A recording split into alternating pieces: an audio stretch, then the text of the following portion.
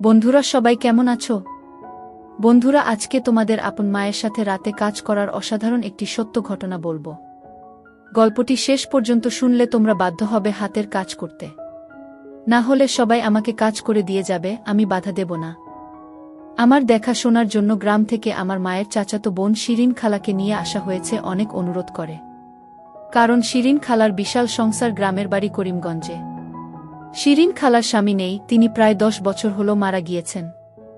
আসলে আমার মায়ের তরফেও কোনো আপন বোন নেই, বিধায় আমার মায়ের গ্রামের কাজিনদের সাথে বেশ যোগাযোগ রাখে। বছরে 2 ঈদে তো কিশোরগঞ্জ যাওয়া হয়, আর সেই সাথে ক্ষেতের বিশাল কৃষিকাজ এর দেখভাল করার জন্য বাবা যখন দাদার বাড়িতে যেতেন, মাঝে মাঝে মা তখন বাবার সাথে যেত। তখন তারা ইচ্ছামতো আমাদের আত্মীয় স্বজনদের সাথে যোগাযোগ তৈরি করতেন। তখন অবশ্য আমাদের ঢাকার বাসায় কাজের মেয়ে ছিল। কিন্তু গত 2 মাস হলো আমাদের মেয়েটাকে তার বাবা মা আমাদের জেলা শহর কিশোরগঞ্জে নিয়ে গিয়েছে বিয়ের জন্য, এবং বিয়ে হয়ে গেছে। যতটুকু জানা গেছে মেয়েটি স্বামী সহ গার্মেন্টস এ কাজ করছে। ঢাকাতেই কোথায়? বাবা মাকে এয়ারপোর্টে আমি নিজে আমাদের টয়োটা প্রিমিও ড্রাইভ করে নিয়ে গিয়েছিলাম। অনেকটা ভালো লাগবে ঢাকা শহর, এই কারণে মা জোর করে আমাদের সাথে শিরিন খালাকে এয়ারপোর্ট পর্যন্ত যেতে বললেন। শিরিন খালা যে আগে আসেননি আমাদের বাসায় তা কিন্তু নয়। আমাদের বাসায় আসলে ও মার সাথে আসতেন, মায়ের সাথে একটু ঘুরে কেনাকাটা করে আবার 2-1 দিন পরে চলে যেতেন। আমি খালাকে এগার সিন্দুর ইন্টারসিটি ট্রেন এ তুলে দিতাম। মা বাবা বিদায় নেওয়ার সময় খুব বার বলে গেল আমি যেন গাড়ি নিয়ে বের না হই, আর এটা বেশি করে দেখতে বলে গেল শিরিন খালাকে। শিরিন খালা গ্রামের মহিলা, লেখাপড়া ক্লাস 9 পড়ার সময় খালার বিয়ে হয়ে যায় পার্শ্ববর্তী থানা করিমগঞ্জে এক জোরদার গৃহস্থ পরিবারে। খালু ছিলেন সেই পরিবারের বড় ছেলে, কাজেই খালার কর্তৃত্বই সেখানে প্রধান। খালার আরও 4-5 জন দেবর ননদ আছেন, কিন্তু তারা এক বাক্যে শিরিন খালার পরামর্শে চলেন। খালার শ্বশুর নেই, শাশুড়ি আছেন, অনেক বৃদ্ধা, এবং তিনি সংসারের দায়িত্ব বড় বউয়ের হাতে ছেড়ে দিয়ে যান অনেকটা নিশ্চিত। কতটা নিশ্চিত তার প্রমাণ হলো খালা আমাদের বাসায় আসলেই প্রতিদিন বাড়ি থেকে না হলেও 10টি মোবাইল কল শুধু আসবে ক্ষেতের চাষের ব্যাপারে। কোনো ক্ষেতে কি হবে, বীজ কয় পাতিল নিবে, ওই ক্ষেতের বর্গা কাকে দিতে হবে নাকি নিজেরা করবেন, সব অনুমতি পরামর্শ উনার কাছ থেকে নেওয়ার জন্য তার দেবররা ফোন দেন। আবার বাচ্চাদের লেখাপড়ার খরচ কোনো সিন্ধুকে আছে, চাবি কোথায় তাও শিরিন খালার কাছ থেকে জেনে নিতে তার নন্দাইরা ফোন দিত। কেন জানি শিরিন খালা আমাকে খুব আদর করতেন সেই ছোটবেলা থেকেই। আমরা তখন খুলনাতে থাকতাম, বাবা ওয়াপদার এসডিও ছিলেন। বছরে একবার করে তখন খুলনা থেকে আমাদের বাড়িতে আসতাম। আমার দাদার বাড়ি আর নানার বাড়ির দূরত্ব 8 কিলোমিটারের মতো, তাই আমরা অর্ধেক সময় থাকতাম দাদার বাড়ি আর অর্ধেক নানির বাড়ি। আমি 1 অথবা 2তে পড়তাম তখন শিরিন খালার বিয়ে হয়ে গিয়েছে। খালারও আমার বয়সী এক ছেলে, আবার আমার চাইতেও 5 বছরের বড় আরেক ছেলে আছে। বিয়ে হওয়া সত্ত্বেও শিরিন খালা আমার মনে পড়ে সারাদিন আমাদেরকে নিয়ে বনে বাদাডে বিভিন্ন বনফুল বেতফল পেড়ে দিত, পাখি প্রজাপতি এসব দেখাত, খাবার জিনিস যেমন বড়ি ভর্তা ইত্যাদি বানালে সবার আগে আমার ভাগেরটা আমাকে দিত, তারপরে তার ছেলেদেরকে দিত। আমার মনে হয় এত বড় সংসার ফেলে তিনি 3 মাসের জন্য আমাদের বাসায় এসেছেন সেই ছোটবেলার আদরের টানেই। কজেই খালাকে কোনো প্রকার কষ্ট দেওয়া না হয়, সে কারণে আমি খালাকে বলেছিলাম, খালা তুমি কিন্তু আমার জন্য একদম চিন্তা করবা না, একবারে রান্না করবা, আমি ফ্রিজ থেকে নিয়ে ওভেনে গরম করে খাব। সকালে যেন কষ্ট করে উঠতে না হয় তাই বলেছিলাম। রাতে যা রান্না করে রাখবে তাতেই আমার হবে। খালা বলল, ধুর বাবা, তাইলে কেমনে হইব, সারাদিন তোমার ক্লাস, সকালে গরম কিছু পেট ভুইরা না খাইলে হইব। শিরিন খালা তার স্বভাব সিদ্ধভাবে মুখভর্তি পান চিবোতে চিবোতে বলল। শিরিন খালার যত্ন আর আমার পরীক্ষার পড়া এই মিলে দিন পার হচ্ছে। মাঝে মাঝে খালা আমাকে আমাদের বসার রুমের বড় টিভিটা একা দেখত আর বলতো, ও বাবা রনি, সারা দিন রাইতো কি খালি পড়বা, আসো একটু টিভি দেখো বইসা। আমি আমার রুম থেকে এসে বসলে খালা জিজ্ঞেস করে, কি খাইবা বাবা? আমি বললাম, কিছু না, খাবো না, একটু পরেই তো রাতের খাবার খাবো। খালা বলল, উহু দাঁড়াও, আমি তোমার লাইগো হরলিক্স বানাই, যা আনতাছি। আমি জানি আমি না বললেও খালা বানিয়ে আনবেন, কাজেই আমি বললাম, খালা তোমার জন্যও আনবা, কিন্তু আর নাইলে আমি খাবো না। খালা বলল, আচ্ছা ঠিক আছে। একটু পরে খালা আমার জন্য বিশাল জাম্বো কাপে আর খালার জন্য তার নির্দিষ্ট করা চায়ের কাপেই হরলিক্স নিয়ে এলেন। বড় সোফায় আমার পাশে বসে আমার মাথার চুলে হাত বুলিয়ে আমাকে হরলিক্সের কাপটা ধরিয়ে বললেন, খাও বাবা। যে পরিশ্রম এই পড়াশোনার মধ্যে বুঝলা বাবা, বিয়া করা বেড়াই নেরও অত পরিশ্রম হয় না। বিয়া করা বেটাদের পরিশ্রম হয় মানে? আমি অবাক হয়ে জিজ্ঞেস করলাম। হেগো পরিশ্রম হয় না মানে? একে তো বাইরে করে পরিশ্রম পয়সা কামানোর লাইগা আর ভিতরে করে পরিশ্রম বউয়ের লাইগা। আমি আবার একটু অবাক হলাম বউয়ের জন্য মানে? খালা এবার দেহ কাঁপিয়ে খিলখিল করে হেসে বললি সিরে এক্কবারে যেমন কিচ্ছু বুঝনা, জুজান পুরুষমাইজা এক হইলে কি করে? এক্কেরে ঘাম ছুঁইটটা যায়। এবার আমি বুঝতে পারলাম খালা আসলে নারী পুরুষের খেলার কথাই বলছে। আসলে এ ব্যাপারে বরাবরই আমার অজ্ঞতা ছিল, এর কারণ আমি কখনো কোএডুকেশন এ পড়িনি। যে কারণে সব সময় ছেলে বন্ধুদের সাথে থাকার কারণে মেয়েদেরকে নিয়ে বা মেয়েলি ব্যাপার নিয়ে কথাবার্তা কমই হতো। কিন্তু আমার প্রশ্ন, ঘাম ছুটবে কেন? আবার আমার মনে হল ছুটারই কথা। একবার বন্ধুদের সাথে আলাপে আলাপে আমার এক বন্ধু শিখিয়েছিল কিভাবে হাতের কাজ করতে হয়। একবার হাতের কাজ করেছিলাম কিন্তু কিছু বের হয়নি। পরে হাতে অলিভ অয়েল নিয়ে চেষ্টা করেছিলাম, তাতেও কিছু হয়নি, তখন বিরক্ত হয়ে বাদ দিয়েছিলাম। এরপরে আর একাজ করার চেষ্টা করিনি। আর সেখান থেকে ধারণা হয়েছে হয়তো এটা খুব পরিশ্রমের কাজ। এখন খালার কথা শুনে মনে হচ্ছে হ্যাঁ, এরকম হতেও পারে। খালার কথা শুনে আমার ভেতরে একটা শিহরণ এর মতো তৈরি হলো। সেই সাথে আমার ট্রাউজারের ভিতর বেশ শক্ত হয়ে গেল। আমি হরলিক্স এর বোতলে একবার খাচ্ছি, আবার খালার দিকে তাকাচ্ছি। একবার দেখলাম আমার খালার চোখ আমার ট্রাউজারের দিকে। আমি দ্রুত এক পায়ের উপর আরেক পা তুলে তা ঢাকতে চেষ্টা করলাম, কিন্তু যা দেখার তা শিরিন খালা দেখে ফেলেছে। তার মুখে একটা মুচকি হাসি দেখতে পারলাম। রাতে খেতে বসে খালাকে একটু অন্য নজরে দেখলাম। শিরিন খালার উচ্চতা হবে 5 ফুট 3 ইঞ্চির মত। বয়স অনুমান 38 থেকে 40-এর ভেতর হবে। একটু মোটা ধাঁচের গ্রামের মহিলারা সাধারণত যে রকম হয়। দারুণ ফর্সা শিরিন খালা। ঢাকাতে এই কয়েকদিন থাকার কারণেই কিনা আরও ফর্সা লাগছে। মাথার চুল কোমর পর্যন্ত পড়ে। চুলগুলো আধাভাঙ্গা কোকড়া। আর বাদ বাকিগুলো দেখলে ভিতরে একটা শিহরণ খেলে যায়। আসলে খালাকে আমি এর আগে এভাবে কখনো দেখিনি। পরের দিন শুক্রবার। আমার কলেজ বন্ধ। তাই অনেকটা রিল্যাক্স হয়ে বাসায় নাস্তা খেয়ে পড়ছিলাম। 12টার দিকে খালা হাঁক দিলেন, রনি বাবা গোসল করবা না? শুক্রবার তো জুম্মার নামাজ পড়ন লাগব। আমি অনিচ্ছা সত্ত্বেও বারান্দায় গিয়ে গায়ের টি শার্টটি খুলে একটু রোদ মাখানোর জন্য দাঁড়ালাম। পিছনে দেখলাম শিরিন খালাও আসছে আমার এই কয়দিনের ব্যবহার করা প্যান্ট শার্ট ধুয়ে তারে টাঙ্গিয়ে দেওয়ার জন্য। আসলে শিরিন খালা এসেছে পরে, এই প্রথম শুক্রবার হওয়াতে আমরা সারাদিন একসাথে। এর আগে সেই ভোরবেলায় আমি উঠে 8টার আগে ক্লাসে যেতে হবে, তাই খুব সকালে গোসল সেরে ফেলতাম। আমি যখন তারে আমার টি শার্ট ঝুলিয়ে রাখছিলাম, আমার খালা ততক্ষণে পাশে এসে তারে অন্য কাপড় রাখার সময় আমার বগলে দেখে বললেন, এইগুলা কি ধানক্ষেত বানাইছ নাকি, কাটানা কেন? মুসলমান মানেই দায়েমি সুন্নত পালন করা লাগে, এইটা জানো? আমি একটু লজ্জা পেলাম আর বললাম, পরীক্ষার পড়া তো খালার সময় পাই না। খালা চলে গেলেন। প্রায় 15 মিনিট পরে আমারে ডাক দিলে, রনি বাথরুমে আসো। আমি গেলাম, দেখি খালার সরার নাম নাই। কাপড় ধুতে ধুতে খালার নিচের শাড়ি পায়ের সাথে ভিজে লেপ্টে আছে। আমি যেতেই আমাকে বলল, হাত তুল। আমি হাত তুলতেই দেখি খালা শিয়াল কোটের ছোট কাচি, সম্ভবত বাবার সেভিং কিটস থেকে আনা, বগলের চুল ছাড়তে শুরু করে দিয়েছেন। আমাকে বললেন, নইডেনা, এইগুলা শেভ কইরো না কোনো সময়, কেঞ্চি দিয়া ছাইটা রাখবা, শেভ করলে চুলকাইব।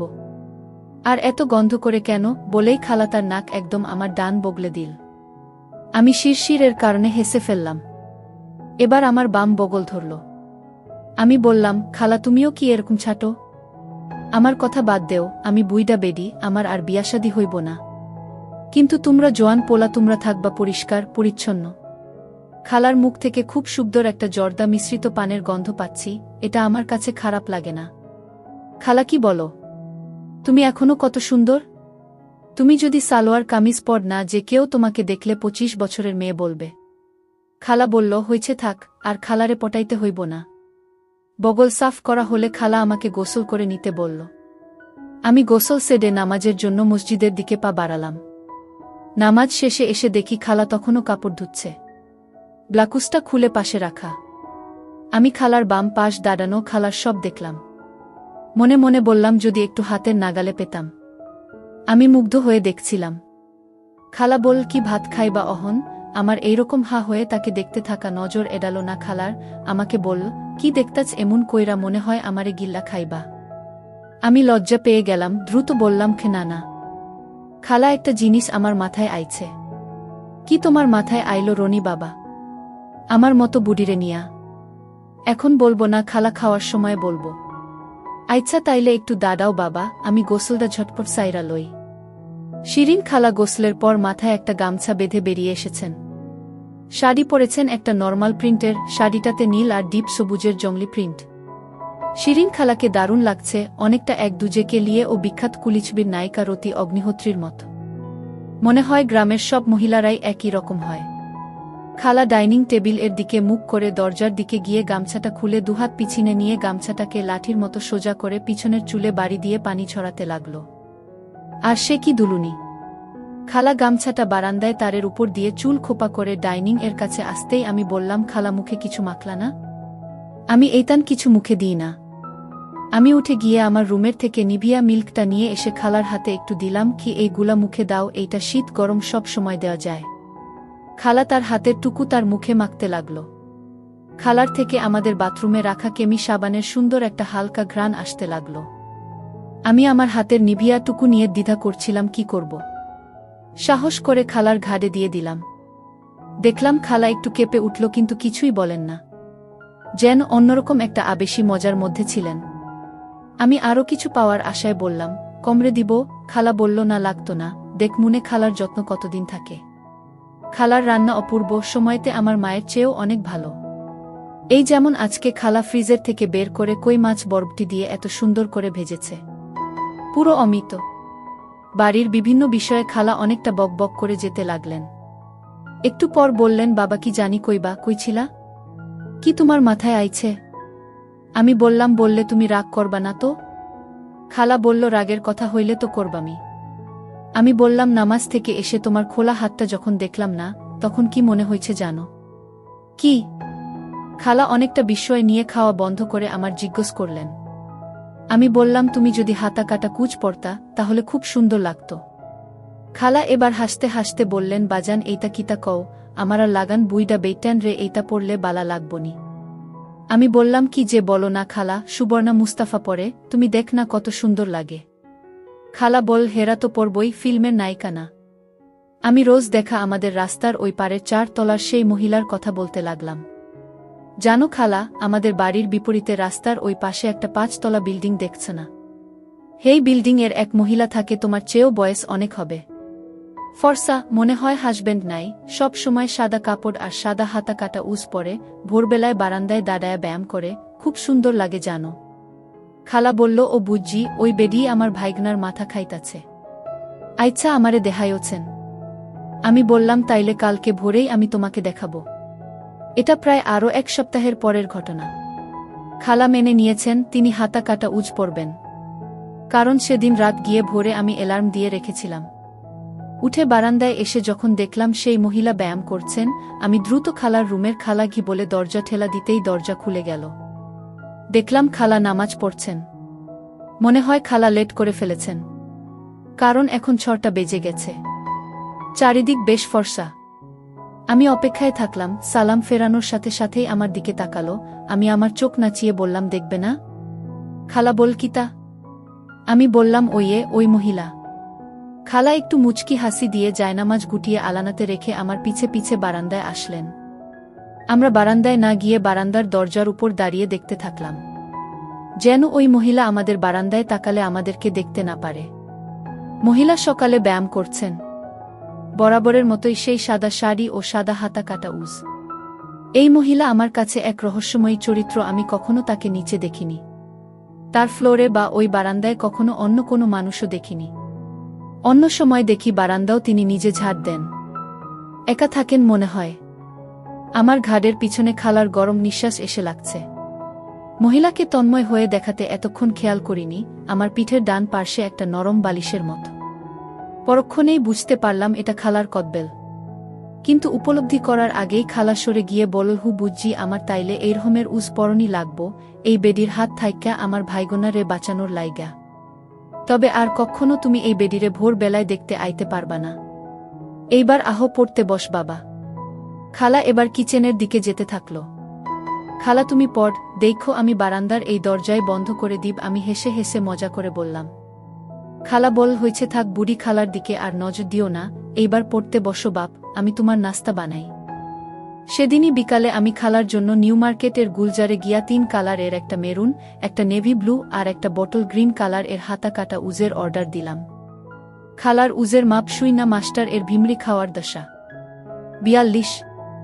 এই মারমু একটা থাপ্পড়, মা খালার লয়া লড়াচড়া করো, বলেই খালার খিলখিল হাসি।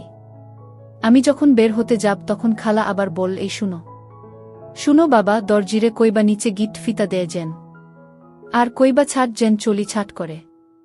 চলি ছাট? সেটা কি খালা? আমি একটু অবাক হলাম। খালা বল, এইটা অহন তোমার বুইজ্জা লাভ নাই, অহন যাও। 42 এর কথা শুনে মাস্টার যখন আমার দিকে তাকিয়েছিল তখন আমি বললাম নিচে গিট ফিতা দিবেন আর চলি ছাট হবে। বয়স্কা মহিলা, মনে হলো মাস্টারের চোখ থেকে বাসনার দৃষ্টিটা বিদায় হয়েছে। উত্তরে আমি বললাম হ্যাঁ। উজগুলো যেদিন এনে দিলাম সেদিন ও সেই সাথে আমি আমার সাপ্তাহিক টার্ম পরীক্ষা নিয়ে ব্যস্ত ছিলাম। আর এ 3-4 দিন আমি লক্ষ্যই করিনি খালা ওই উজ পড়েছেন কিনা। কিন্তু যেদিন দেখলাম খালা পড়েছে সেদিন আমি বুঝতেই পারিনি কখন খালা পড়ল। রাতে পড়া শেষ করে একটু হাঁটাহাঁটি করব বলে আমি লিভিং রুমে এসে দেখলাম খালা টিভি দেখছেন, চ্যানেল আই 3 সিটার এ হেলান দিয়ে শুয়ে। আমি যেতেই খালা উঠে বসার চেষ্টা করতে লাগল, আর তখনই আঁচল ঠিক করতে গিয়ে আমি দেখলাম খালা সেই মেজেন্টা কালারের উজটা পড়েছেন।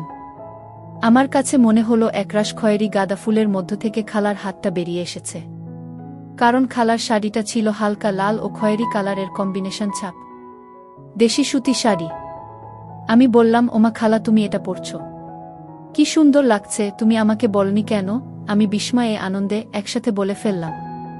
খালা বল, তোমারে দেখাইয়া পিনতাম নাকি? তাইলে তো আমারে গিল্লা খাইতা। খালার এই আদি রসাত্মক কথায় আমার আবার শক্ত হয়ে গেল।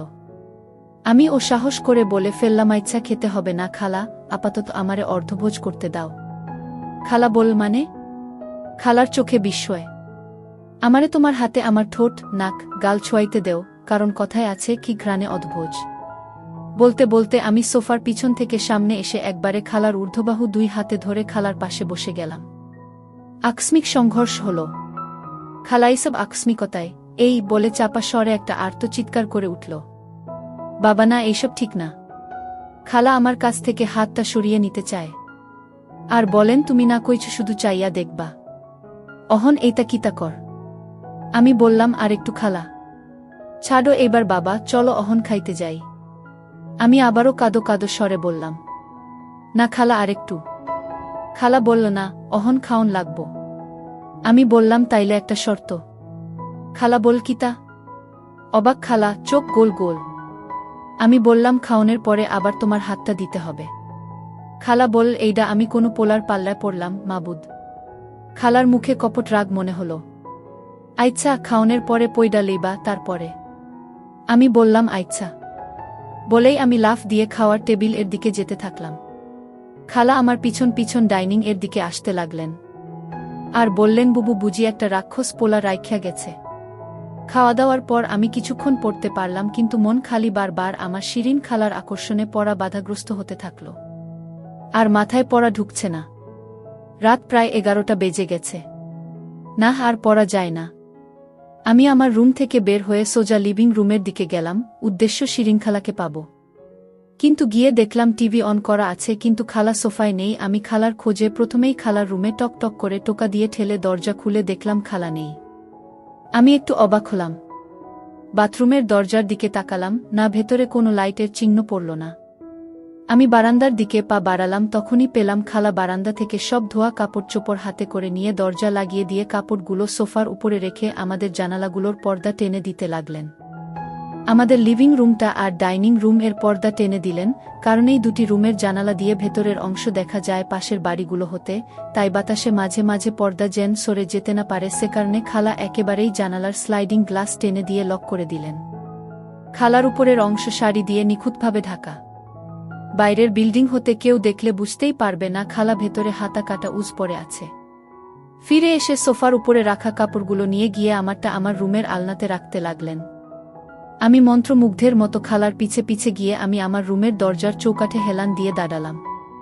খালা, তুমি এনটিভিতে হাউসফুল নাটকটা দেখছো? খালা বল, রেদওয়ান, রনির আর ফাহমির না? আমি বললাম হ্যাঁ। আমি একটু অবাকই হলাম। খালা, ডিরেক্টর এর নাম ও জানে? আমি বললাম খুব মজা না? খালা বল, ভালাই তো লাগে। খালা আমার জিন্সের প্যান্টটা সোজা করতে গিয়ে উপরে তুলে শূন্যে একটা বাড়ি দিতেই আঁচল পড়ে গেল। সাথে সাথে আমার ভিতরে শিউরে উঠল। পরে সেই থেকেই খালা পান চিবিয়ে যাচ্ছে। খালা এবার তার নিজের রুমে, আমাদের গেস্ট রুম, এলেন। ছোট্ট আলনাটাতে খালার ধোয়া কাপড়গুলো রাখছেন। কাপড় রাখা শেষ হলে আস্তে করে খালা মাথাটা ঝাঁকি দিয়ে দুহাত পিছনে নিয়ে ড্রেসিং টেবিল এর আয়নায় তাকিয়ে চুলটা খোপা করে বাঁধলেন। সে এক অপূর্ব দৃশ্য। আমি খালাকে বললাম, টিভি দেখবা না খালা? খালা বল, না রে বাবা, শরীরটা বড় অবশ অবশ লাগতাছে। আমি বললাম, তাইলে শুয়ে শুয়ে দেখো। খালা বল, কের লাগিন রে বাপ? আমি একটু সাহস করে আবার বেহাজা নির্লজ্জের মতন বললাম, কেন, তুমিই না বলছো খাওয়া ও পড়ার পরে একটু দিবা? খালা বল, কিতা? আমি বললাম, তোমার হাতটা। খালা বলল, ও মারে দেখছো, যে মরে যারে লিজ্জা আর লাইলা মরে কুইতরি রে লিজ্জা ঘো, অহনো আমার বাজানে আমার হাতের প্রেম ভুলতে পারতাছে না। আবার খালা একটা সুন্দর হাসি দিল। আমি সাহস করে দরজা থেকে খালার রুমের মাঝে এসে খালাকে হাত ধরে আমি আমার রুমে নিয়ে আসার জন্য টানতে থাকলাম। বললাম, চলো তুমি আমার রুমে আমার খাটে শুয়ে শুয়ে টিভি দেখবে। খালা আমার হাত থেকে তার হাত ছুটিয়ে নিতে নিতে বলল, রাহো রাহো বাবা, একটু পান জর্দা মুখে দিয়া লই। খালা দেখলাম পুরনো পানের দলাটা মুখ থেকে ফেলে দিয়ে নতুন একটা পান তার পানের বাটা থেকে নিয়ে সাথে কয়েকটা কৌটা থেকে হরেক পদের জর্দা মুখে পুরে বললেন, তুমি আগাও, আমি আইতাছি। খালা আমার পাছে পাছে আমার রুমের দিকে আসতে সময় ফিক করে হেসে বললেন, এক্কেরে তো শিয়ালের খোপে মুরগিরে পুইরা দিলা। আমার রুমের কম্পিউটারের সাথে এক্সটার্নাল টিভি কার্ড লাগানো আছে। বাবাকে বলে গত ফিফা বিশ্বকাপ খেলার সময় নিয়েছিলাম। মাঝে মাঝে ডিস্কভারি নয়তো নেটজিও দেখি, আর মিডিল ইস্টের খবর আমাকে খুব বেশি টানে। খালা খাটে বসতেই আমি একটা বালিশ খালার দিকে দিয়ে বললাম, খালা তুমি শুয়ে পড়, আরাম করে টিভি দেখ। কোনো চ্যানেল দেখবা? খালা বলল, আমার কোন পছন্দ নাই বাজান। তাইলে আমি ডিস্কভারিটা দিলাম। খালা বলল, আচ্ছা দেও। আমিও খাটের উপর উঠে খালার পিঠের পিছনে গিয়ে দুইটা বালিশ দিলাম আমার মাথার তলায়, যেন খালার মাথার উপর ছাড়িয়েও আমি টিভির দিকে চোখ রাখতে পারি। টিভিতে হাতির জীবন চরিত্রের উপর একটা ডকুমেন্টারি দেখাচ্ছিল। আমি বললাম, হাতি কিভাবে যোগাযোগ করে যান? খালা বলল, কেমনে? হাঁটার সময়ে পায়ের তলার নিচে যে শব্দ ও কম্পন হয় তার মাধ্যমে। খালা বলল, ওমা তাই নাকি? আরেকটা জিনিস আছে খালা, জানো? খালা বলল, না, কইলে কেমনে জানতাম? অন্যান্য চার পেয়ে প্রাণীর যেমন মিল্ক থাকে পিছনে, হাতির কিন্তু সামনে থাকে। ঠিক তখনই টিভিতে দেখা গেল একটা ছোট হাতির বাচ্চা খাওয়ার চেষ্টা করছে। আমার হাতটা তখন খালার পিঠে এনে দিলাম। খালা একটু নড়ে উঠলেন। খালা বলল, এই পিঠে হাত দেও কেন? তুমি না কইছো শুধু হাত ধরবা? বারে তাই বলে আমি তোমার পিঠে হাতও দিতে পারবো না নাকি? আমার কেমন জানি একটা জেদ চেপে গেল। আর খালার খোপা করা চুল হতে একটা সুন্দর সুগন্ধ, সেই সাথে তার মুখ থেকে দারুণ একটা জর্দার সুবাস। হঠাৎ ঝাড়া দিয়ে উঠল আমার চোখের দিকে তাকাল। খালার শ্বাসপ্রশ্বাস দ্রুত। আমাকে যেন আক্রমণাত্মক কিছু বলতে না পারে তাই আমি সাথে সাথে বললাম, খালা তোমার মুখের পানের গন্ধটা খুব সুন্দর, আমারে একটু দিবা? হা করো, জিহবার উপরে রাখবাম, কিন্তু হাত দিয়া নেওন যাইত না। বলেই খালা সব পান মুখের ভিতরে এক করে চাপ দিয়ে রসগুলো নিয়ে চিবানো পানটুকু উনার জিহবার আগায় এনে জিহবাটাকে সাপের জিহবার মতন বের করে স্থির করে রাখলেন। আর আমি সেগুলো নিয়ে খেতে শুরু করে দিলাম। আর মনে মনে ঠিক করে ফেললাম, আজ যে ভাবেই হোক খালার পুরুরে ঠাকুর ডুবা